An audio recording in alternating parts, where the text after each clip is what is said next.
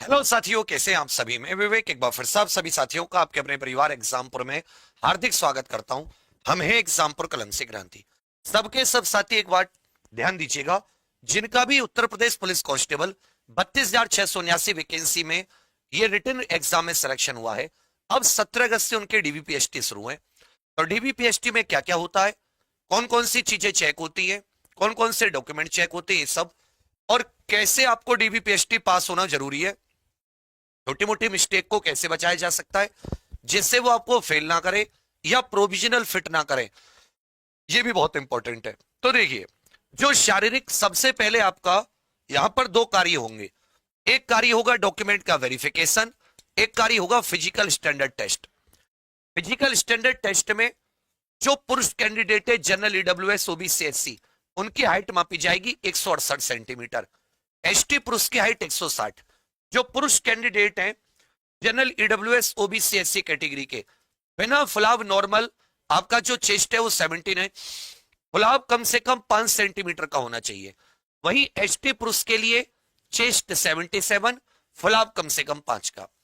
आगे आ जाते हैं महिला, जनरल ईडब्ल्यूएस ओबीसी एससी महिला 152 सेंटीमीटर हाइट होनी चाहिए ऊंचाई, और एसटी महिलाओं की हाइट 147।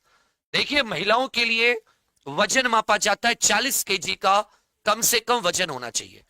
अब जैसे आप ये शारीरिक मानक परीक्षण होता है, फिर आ जाता है डॉक्यूमेंट वेरिफिकेशन। डॉक्यूमेंट में क्या क्या चेक होंगे।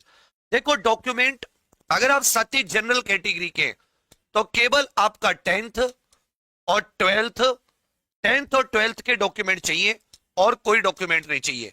केवल 10वीं 12वीं की जो आपकी पूरी की पूरी मार्कशीट सर्टिफिकेट एक में, तो वो ये 10वीं 12वीं की। साथ में इसमें एक पहचान पत्र आपका, जो आधार इत्यादि बायोमेट्रिक वेरिफिकेशन। जो ईडब्ल्यूएस कैंडिडेट है उनको 10वीं 12वीं की ये सब तो सारी चीजें चाहिए ही चाहिए। साथ में ईडब्ल्यूएस प्रमाण पत्र, जो ईडब्ल्यूएस सर्टिफिकेट है, और ईडब्ल्यूएस सर्टिफिकेट ये 1 अप्रैल 2025 के बाद का हो, ये ध्यान देना, 1 अप्रैल 2025 के बाद का। और साथ में यूपी का मूल निवास भी चाहिए, यूपी का मूल निवास। चलिए, फिर आ जाते हैं ओबीसी कैंडिडेट।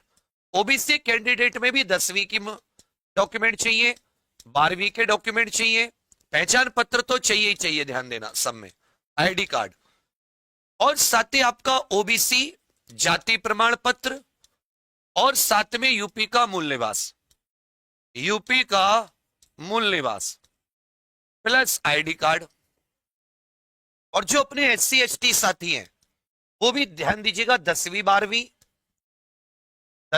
और 12वीं, साथ में एससी अथवा एसटी जिस भी श्रेणी के हैं उसका प्रमाण पत्र प्लस यूपी का मूल निवास, प्लस यूपी का मूल निवास। तो ये सारी की सारी चीजें चेक होती है। इसमें आपका नाम, पिताजी का नाम, डेट ऑफ बर्थ सब कुछ मैच कर रही है, जो आपने फॉर्म भरा उसके हिसाब से ये सारी की सारी चीजें मैच होती है।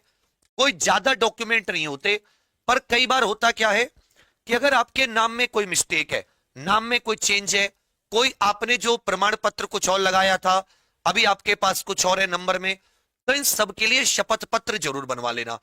क्योंकि 17 अगस्त से आपके, तो आपका लगभग लगभग मान के चलो 11-12 तारीख में आपके एडमिट कार्ड आएंगे, उसमें आपको लिस्ट दे रखी होती है। इसमें सेल्फ अटेस्टेड चल जाते हैं, ओरिजिनल चाहिए, साथ साथ 2-2 3-3 कॉपी, उनको सेल्फ अटेस्ट, और जितने वो फोटो चाहिए फोटो आपके लेंगे। वो सारी की सारी चीजें लेकर टाइम से पहुंचना है, जिस भी डेट को आपको होना है।